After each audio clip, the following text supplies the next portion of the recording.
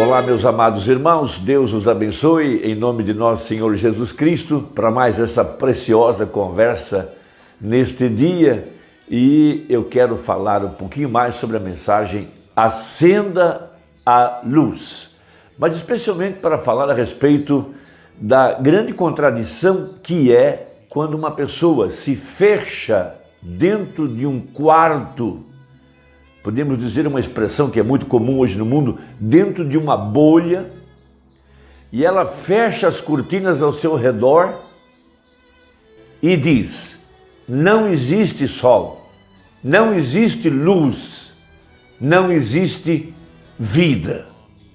Veja, o que você acha disso? Não parece uma coisa insana?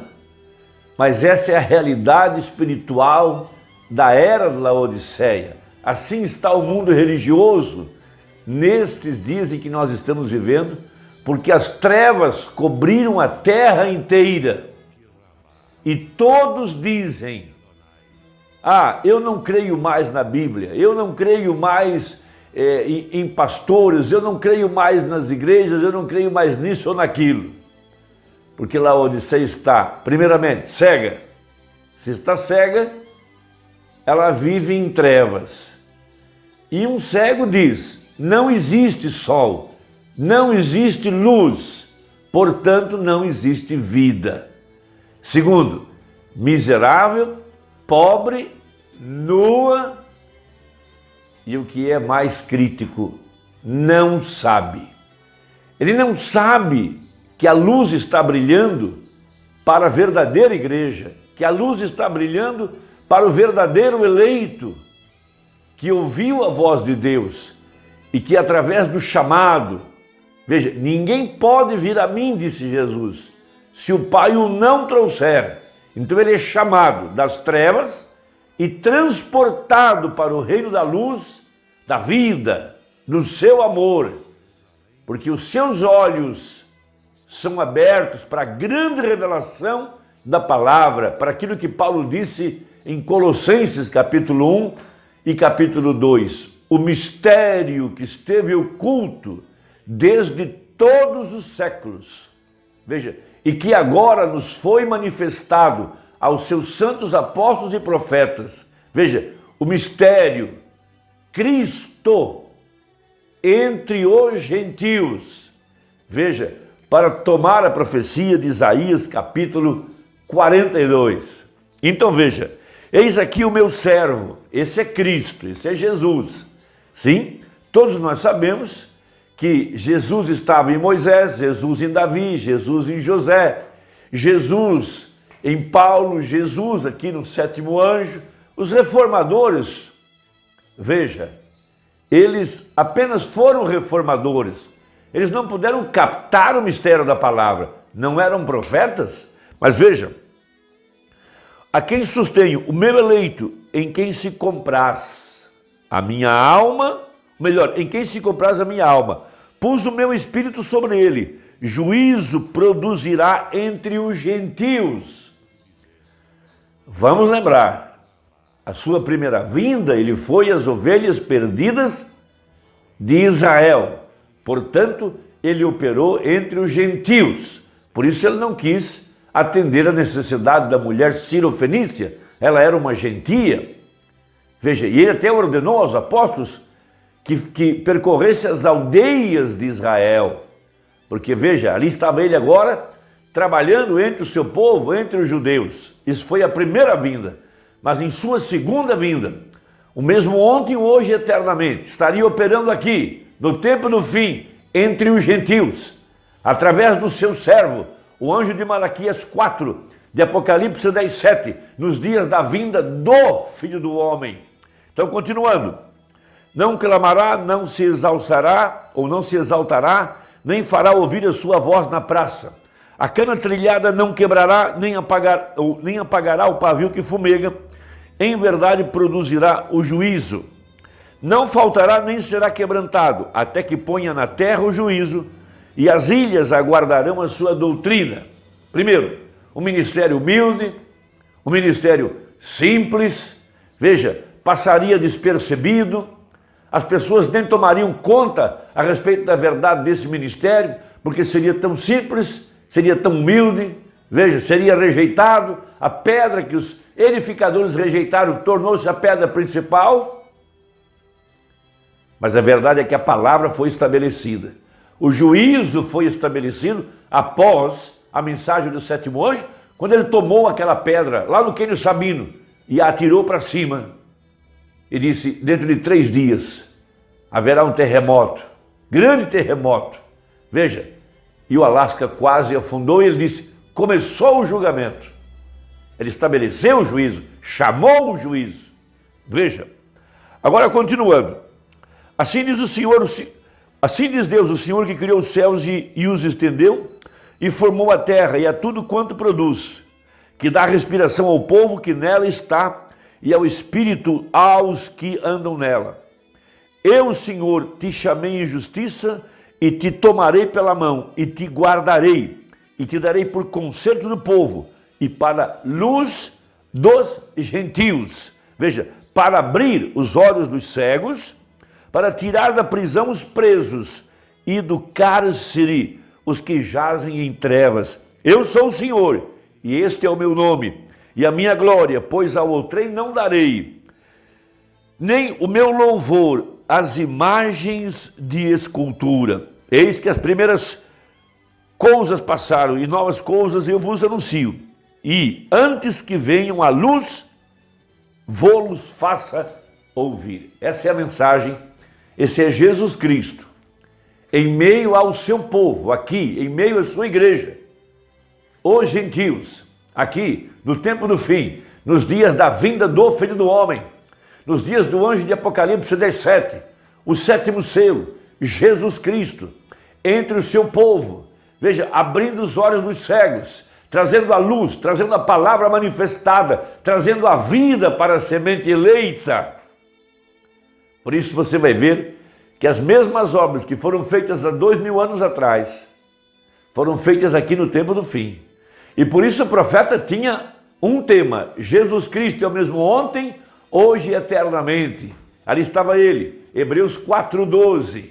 A palavra de Deus é viva e eficaz e ela discerne os pensamentos do coração. São Lucas 17, o reino de Deus não virá com aparência exterior, mas o reino de Deus está entre vós. Paulo disse, o mesmo Senhor descerá do céu com alarido, voz de arcanjo e por último a trombeta de Deus. Cristo agora velado atrás de peles humanas. O mundo não me verá mais, mas vós me vereis. Quem? Os crentes.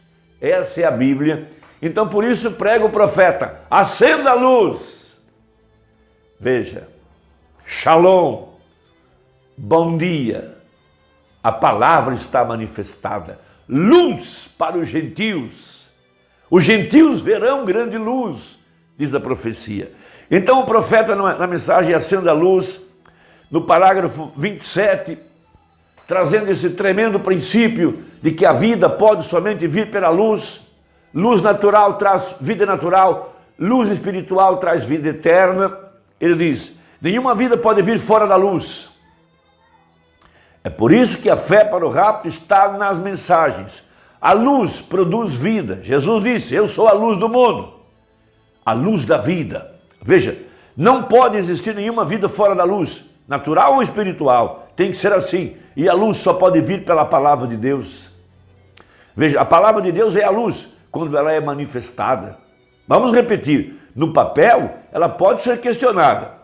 Cada um pode ter sua opinião, mas quando ela está manifestada, ou seja, vivificada, quando ela se manifesta, quando ela está cumprida na pessoa para a qual ela foi predestinada, ordenada, porque o homem é o agente de Deus, veja, manifestada. Ele é somente uma semente colocada aqui, como Deus plantou todas as sementes, nossos corpos estavam aqui na terra, bem antes que houvesse aquela luz aqui, ou qualquer vida aqui, ou qualquer coisa. Por isso as sementes estavam sobre a terra. O seu corpo é feito de 16 elementos. E você já estava sobre a terra. A razão pela qual Deus criou o globo terrestre foi para tirar você do pó da terra e trazer você à existência. Veja, na posição geográfica, na era prometida, Dentro de você havia uma luz, havia uma semente. E você aguardava que a luz brilhasse ali. E a luz é a palavra prometida, a luz é a escritura.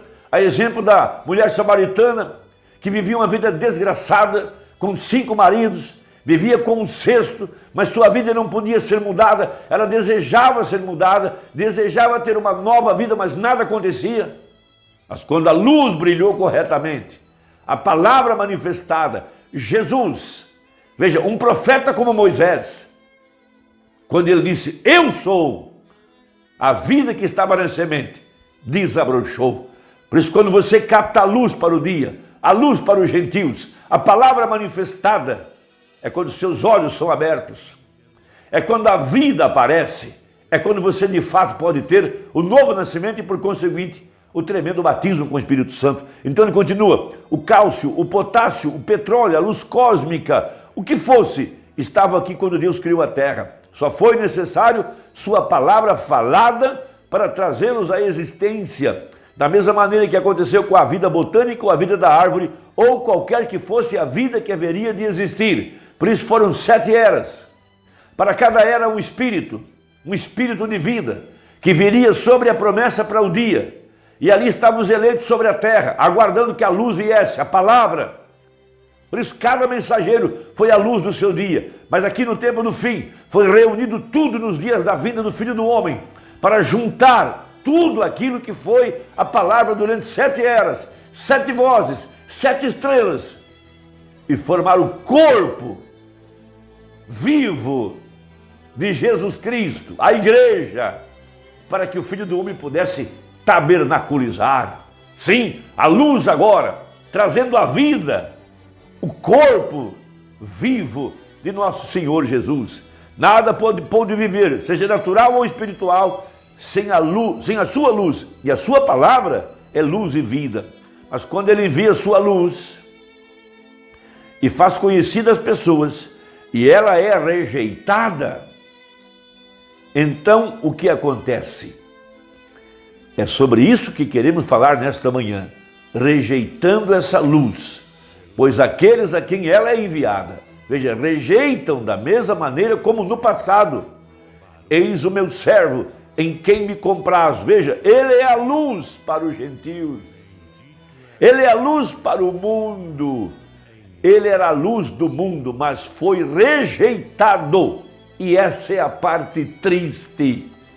Eles rejeitam, melhor, não rejeitam o poder, o dom profético, mas não podem receber a palavra manifestada. Seus olhos estão fechados. Por isso disse Paulo, quando o véu for tirado, então se converterão ao Senhor. Veja, e se repete esta condição cada vez que Deus manifesta sua luz. O mundo por si mesmo rejeita aquela luz. Por quê? Está escrito bem aqui na Bíblia.